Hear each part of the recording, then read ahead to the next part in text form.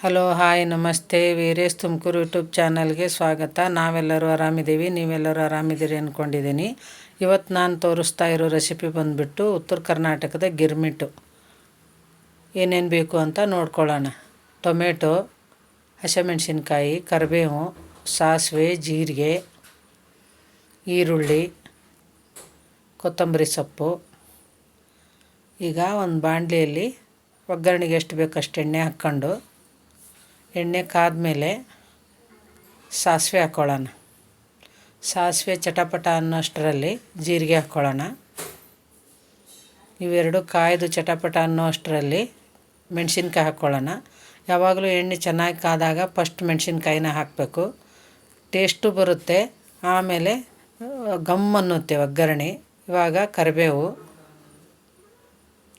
ಇದಿಷ್ಟು ಒಂದು ಸರಿ ಕೈ ಆಡಿಸ್ಕೊಳ್ಳೋಣ. ಕೈ ಆಡಿಸ್ಕೊಂಬಿಟ್ಟು ಈರುಳ್ಳಿ ಹಾಕ್ಕೊಳ್ಳೋಣಂತೆ.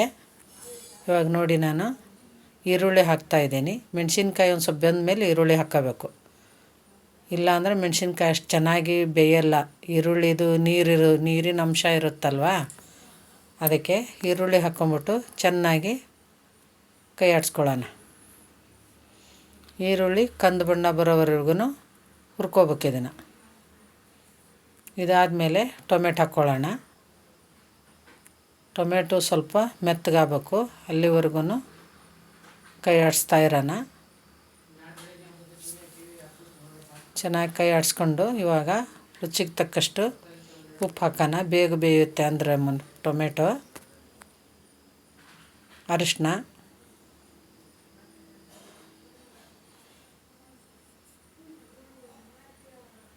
ಈಗ ಬೆಲ್ಲ ಹಾಕೋಣ. ಎಲ್ಲ ಹಾಕ್ಕೊಂಬಿಟ್ಟು ಚೆನ್ನಾಗಿ ಕೈ ಆಡಿಸಿ ಪುಟಾಣಿ ಹಿಟ್ಟು ಹಾಕ್ಕೋಬೇಕು. ಏನು ರುಚಿ ಗೊತ್ತಾ ಇದು? ಒಗ್ಗರಣೆ ಹಂಗೆ ಮಾಡಿ ಆಮೇಲೆ ಮಂಡಕ್ಕಿಗೆ ಹಾಕ್ತಿರ್ತೀವಿ ನಾವು. ಇದು ಹಂಗಲ್ಲ. ಈ ಒಗ್ಗರಣೆಗೂ ನೀವು ಪುಟಾಣಿ ಹಿಟ್ಟು ಹಾಕಿ ನೋಡಿ, ಒಂದು ಸರಿ ಮಾಡಿ ಹೆಂಗಾಗುತ್ತೆ ನೋಡಿ. ಒಗ್ಗರಣೆ ರೆಡಿಯಾಗೈತೆ. ಇವಾಗ ಚುರ್ಮರಿ ಕಾಲ್ಸೋಣ. ಇದು ನಮ್ಮ ಕಡೆ ಚುರ್ಮರಿ. ನಿಮ್ಗೆ ಎಷ್ಟು ಬೇಕು ಅಷ್ಟು ಕಾಲಿಸ್ಕೊಳ್ಳಿ. ಒಗ್ಗರಣೆನೂ ಅಷ್ಟೇ, ನಿಮಗೆ ಎಷ್ಟು ಬೇಕೋ ಅಷ್ಟು ಹಾಕ್ಕೊಳ್ಳಿ. ಸ್ವಲ್ಪನೋ ಜಾಸ್ತಿನೋ ಸ್ವಲ್ಪ ತಿಂದು ನೋಡಿಬಿಟ್ಟು ಚೆನ್ನಾಗಿ ಕೈ ಆಡಿಸ್ಬೇಕು ಇದನ್ನು.